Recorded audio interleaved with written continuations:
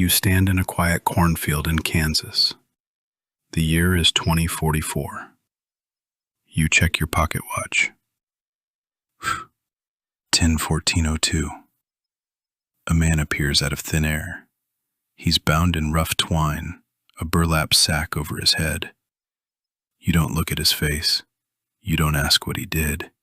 You just level your blunderbuss, a shotgun that couldn't miss at this range if you tried, and you pull the trigger. You collect the silver bar strapped to his back. You dump the body in the incinerator. It's the perfect crime because the victim doesn't exist yet. And the murderer? He's just a blue-collar worker doing a job. This is the life of a looper. But look around. This isn't the future we were promised. There are no gleaming white towers. 2044 is a rusted, overcrowded nightmare. Economic collapse has turned the streets into a jungle. The only people with money are the loopers, the hitmen for a future that hasn't happened yet.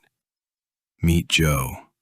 He's young, he's selfish, and he's addicted to a high-tech drug he drops straight into his eyes. Why is he doing this?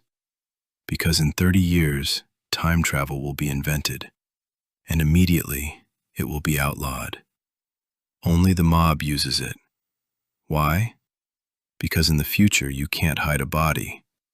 Nano-trackers in the skin, DNA scanners in the air. If you kill someone in 2074, you're caught before the blood hits the floor.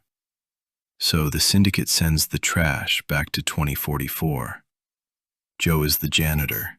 He's saving up his silver, learning French, and dreaming of a life in Paris. He thinks he's the hero of a noir film. He doesn't realize he's just a cog in a machine that's designed to grind him into dust.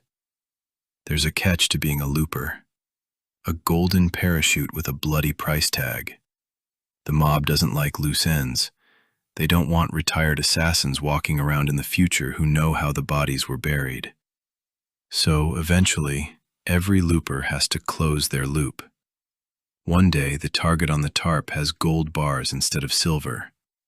That's your signal. You just killed your older self. You get a massive payday, you retire, and you have exactly 30 years to live until the mob knocks on your door and sends you back to that cornfield to meet your younger self's shotgun. It's a suicide pact with a 30-year delay, and Joe is fine with it. Until his best friend Seth messes it all up. This is where Looper turns from a sci-fi thriller into a body horror nightmare. Seth's older self comes back, but old Seth starts whistling a song from their childhood. Young Seth hesitates. He lets his older self run. The mob boss, Abe, doesn't panic. He doesn't need to hunt old Seth. He just takes young Seth to a basement. We see old Seth climbing a fence, trying to escape. Suddenly, a scar appears on his arm. Then words, "Be at the address." The present is writing on the future's skin. Then it gets worse. Old Seth reaches for a ladder, and his fingers vanish. He tries to run, and his foot disappears. He's being surgically dismantled in the present, and the future version is losing those parts in real time. By the time old Seth reaches the address, he's a stump of a man, pounding on a door with no hands. The message is clear.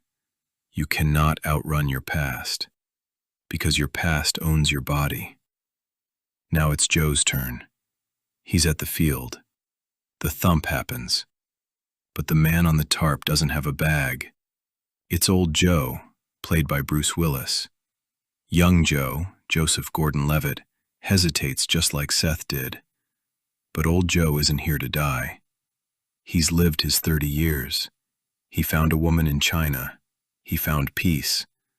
And then the mob came, killed her, and dragged him to the time machine.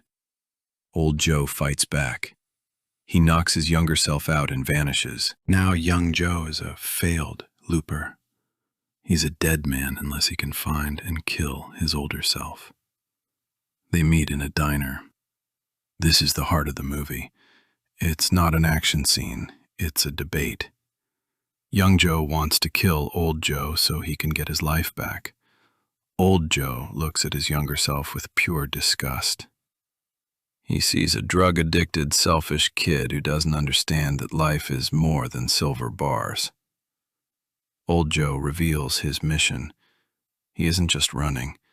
In the future, a monster called the Rainmaker has taken over. He's a telekinetic god who is closing all the loops and burning the world. Old Joe has 3 addresses, 3 kids. One of them will grow up to be the Rainmaker.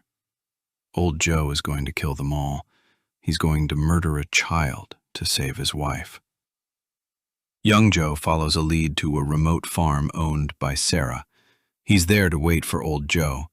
He thinks he's the hunter, but he meets Sarah's son, Sid. Sid is off. He's too smart. He's too intense. And then we see it. A mob enforcer comes to the farm. He threatens Sarah. Sid gets angry. The air begins to vibrate. The floorboards rip up. Sid isn't just a kid. He's a telekinetic nuclear bomb. He kills the enforcer by literally tearing the room apart with his mind. Young Joe realizes the truth. Sid is the Rainmaker.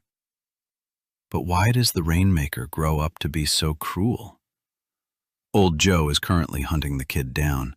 If old Joe kills Sarah, Sid will be left alone, wounded, and full of godlike power and hatred.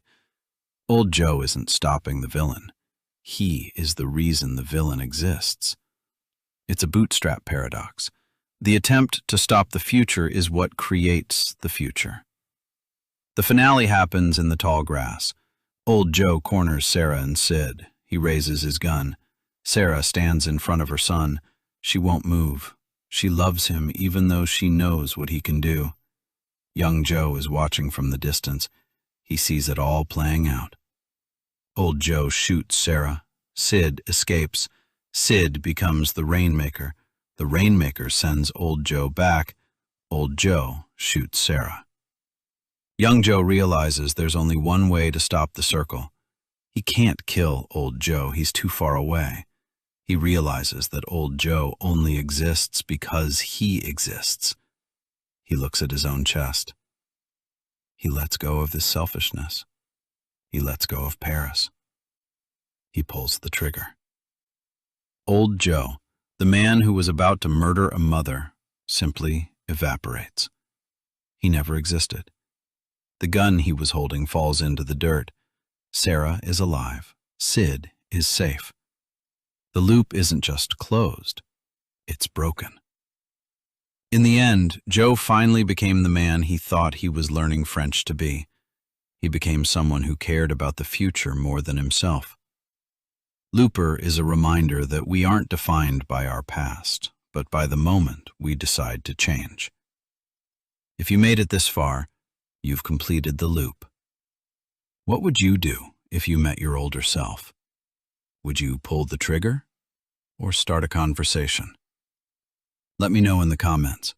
Don't forget to like and subscribe, or your future self might come back to remind you. See you in the next one.